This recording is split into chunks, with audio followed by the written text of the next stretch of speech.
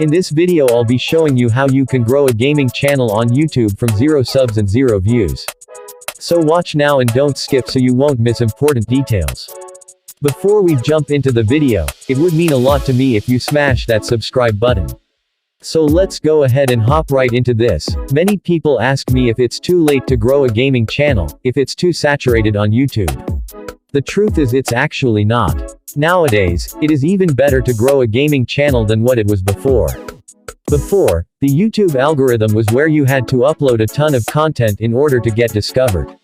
Now it is mainly about quality than it is about quantity and how many subscribers you have.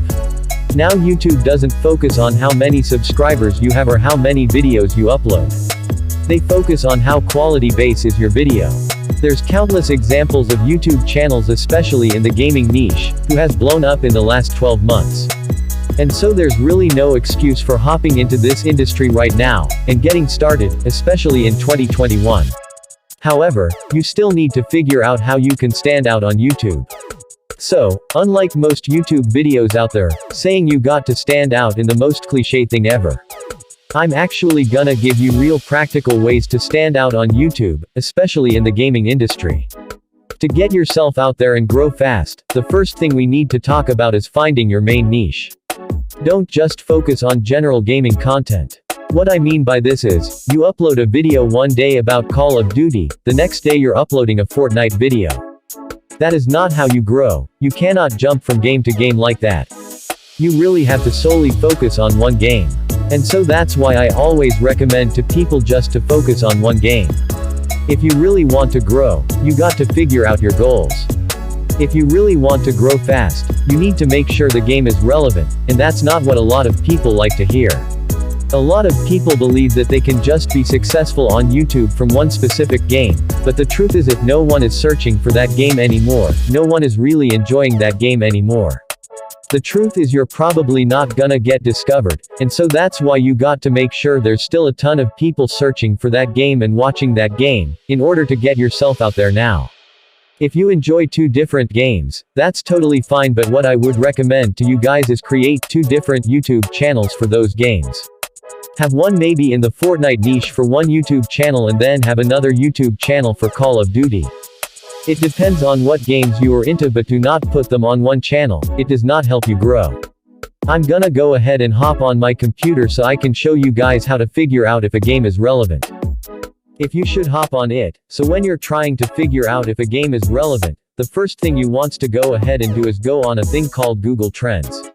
Now we're gonna be comparing different games so you could figure out which games you like playing, and then you can go ahead and put this into Google Trends. And figure out which one is the most relevant and then go for that one. So right here we can go ahead and say Fortnite, cause obviously that's a relevant game that I think most people are interested in. And then you can go ahead and see right here, there's an area where it says compare. So I'm gonna go ahead and put Minecraft, because that's another big game. And we can go ahead and look at the chart to see how relevant it is. Now, and as you guys can see right here, it pretty much is at the same level of relevancy right now. And so what I would do is it really wouldn't matter which one I went into. As long as I pick the one I would probably enjoy the most.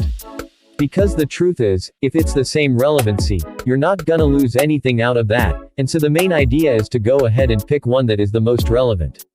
Just because if it's the most relevant, that means most likely you'll get as many views as possible on that piece of content. And I know a lot of YouTubers, they stop and they can't really make a career off of YouTube.